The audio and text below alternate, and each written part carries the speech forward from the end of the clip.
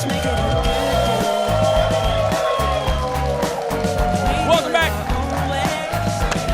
We are glad you're here.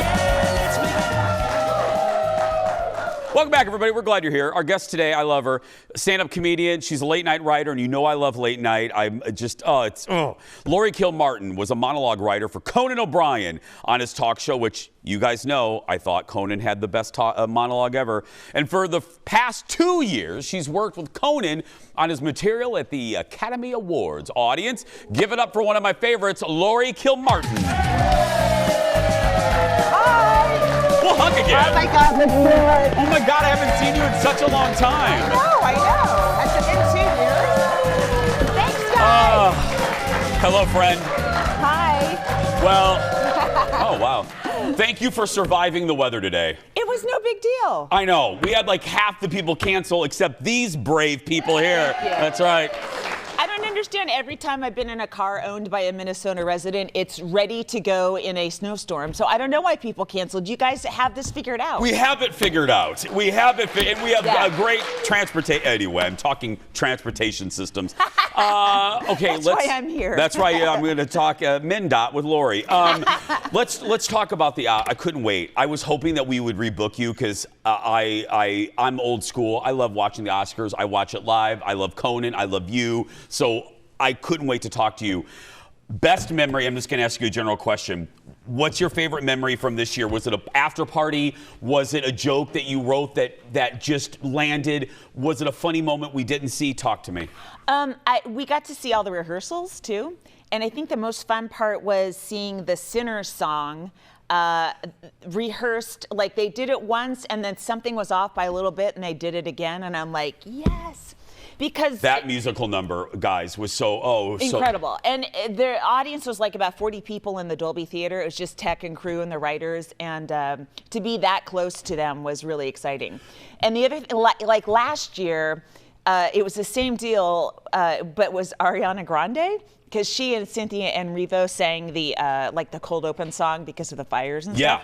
And a lot of stars had stand-ins do that kind of stuff, and Ariana Grande was on stage. I'm like 40 feet from her, and I thought it was a stand-in for a second, and I was like, wow, her stand-in's really good too. And then oh no, that's actually Ariana Grande, and I'm right here. It was wild. The rehearsals are actually really cool.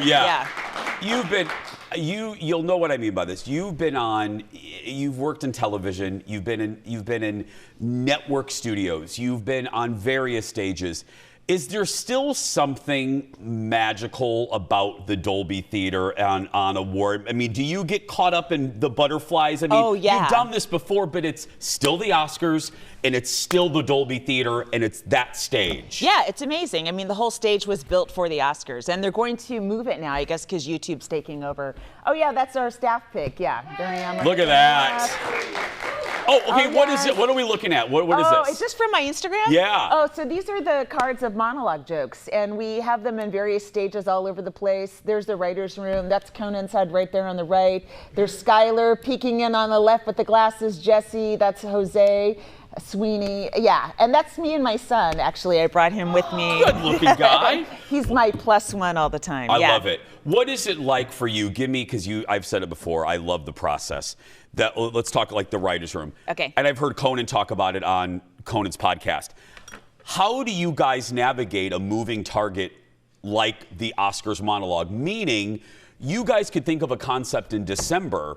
But by the time the damn show comes on, the news moves so fast now. A joke that you guys thought, a concept you guys thought was great in a meeting in December has lost its steam by February. How do you handle that? It's got to be more about the movie business. Like I wrote the Casablanca piece with Sterling K. Brown.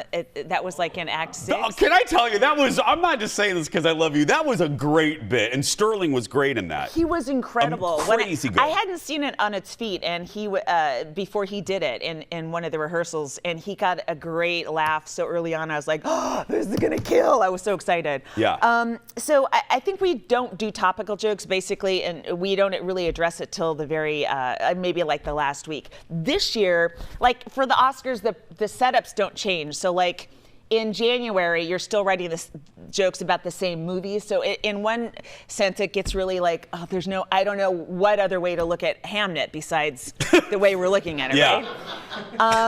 But it's a hilarious movie, everybody, if you haven't seen Hamnet. What happened this year and what happened last year was similar things is Emilia Perez, the star Sofia Carla Gascon, had some really bad tweets. And it was like, thank God, something else to talk about. And this year it was a Chalamet with just slamming the opera and ballet communities out of nowhere. But it was like, oh, thank God, new meat to chew on. Thank you, Timmy. Yeah. So in both cases, we were able to like sneak a topical joke into the Oscars, but only because the event had happened like within 2 weeks of the Oscars. More with Laurie when we come back. Back after this, everyone. That, I'm not kidding, the Sterling de Casablanca bit. Let's make it a good Welcome back. My buddy's back. By the way, I'll tell you again at the end, but if you're watching us locally, if you're around the country, follow Laurie on social, get a date. If you're watching us locally, Laurie will be performing at one of my favorite comedy places, even if I didn't live here, Acme Comedy Club. So it's heaven. Love Acme. I have video of me performing there when I was pregnant, like 19, 20 years ago. And it's then just you a saw my good son space. Yeah. I saw Great Louis space. Black there. My first time I ever went was Louis Black. Oh my God. He was promoting the White Album, which is, by the way, one of my favorite comedy. Anyway, that's not why you're here. Okay. I was asking you, we were talking in the break, it seems like he does. Does Conan enjoy the job? Does he enjoy the hosting of the Academy Awards? He loves it. Does he? Yeah. I mean, he uses every single talent that he has. He gets to write, he gets to sing, he gets to, he dances, he'll do a little of dancing. I mean, he's a real showman, you know, and obviously the monologue. So, yeah, every meat on his bone is, maybe that's the wrong metaphor, but you know what I'm saying. Yeah. One last Oscar question. Whose concept, who came up, and then did you yes and it? The weapons open with Conan as Gladys. How did that come to be? That was Conan's idea. Was it Conan's? Yeah. Because I was dying to ask you. I'm like, because I love a good cold open. Oh my gosh. You guys did great ones. Conan has always done great cold opens on late night. I always did, and I told you this compliment before. I always thought Conan had the strongest monologue in late night when he was on TBS and NBC. So that was Conan's idea, the weapons?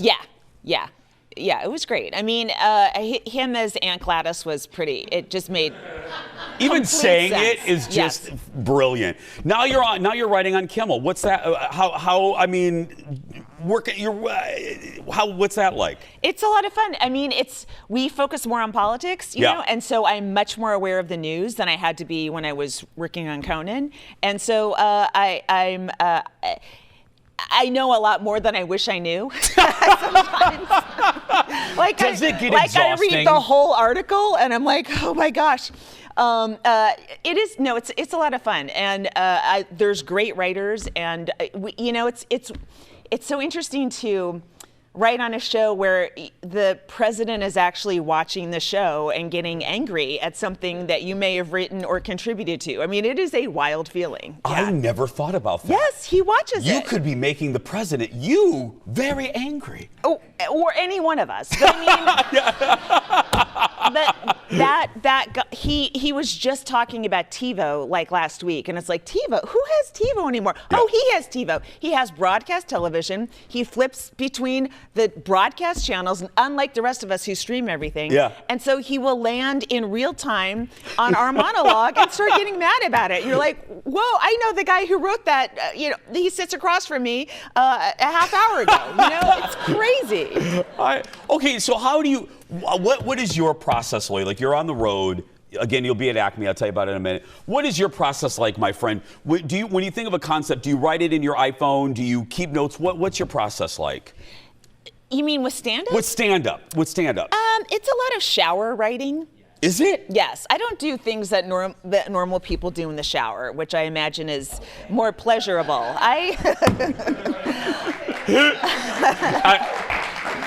And I love that Aaron led the clap on that one, Aaron. Aaron knows. I have questions about your showering, Aaron. We'll do that post-show meeting. That's a horny lady over there. No, I am. She knows you, Aaron. That's right. No, but because I've said before, it's such an art form. I'm endlessly fascinated by it. I know I've had so many comedians, and I always want to know how they sculpt a routine. So you do it in the shower. Or just it's less sitting down and writing. Like, that's monologue joke writing to me. It's like looking at a story and going, all right, how many can I get some lines from this story? That's mono joke writing to me. And then stand-up writing is so different. It's from my real life, and it's from just walking around, and you just have an idea and you make a little note and you try to expand on it later on. Because it is from your life. You have the ability to make the president angry. Have you ever used a concept? Because I have, even on this goofy show. Have you ever pissed someone off in your real life using them in your routine? I mean, yes. I do feel like my mother... Good question, isn't it? Yes. My mother even haunts me from the grave going, talk about somebody else. Like, I'm dead now, move on. But she still lingers in my heart. Really? Yes. Oh, God, because I've had that happen where I'm like, okay, I've said something and whoops, and then I send a little fruit basket or something, and I apologize. Most of my comedy is about me reacting poorly to situations, so it's more on me. Like, even my son doesn't mind it because I make myself look like a terrible mother. I mean, he would say, "But you are one," so it's not a stretch. Yeah. Well, I adore you. I love your work. I think, again, I like to either end or begin an interview with a compliment. I'll repeat the one I said earlier, a little more refined.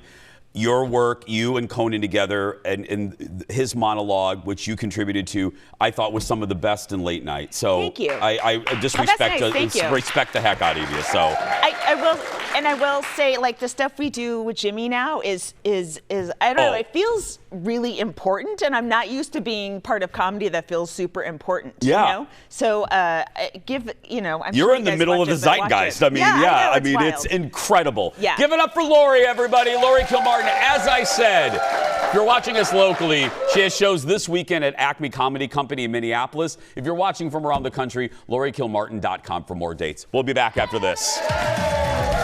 Thank you so much, love. Thank you, God. Thank you.